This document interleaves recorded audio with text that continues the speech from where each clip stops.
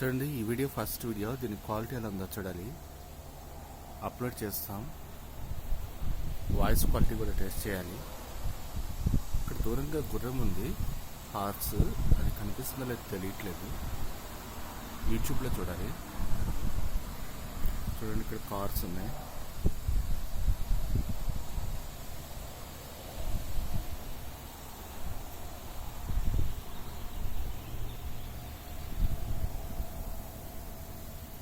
చూద్దాం క్వాలిటీ ఎలా ఉందో చూద్దాం.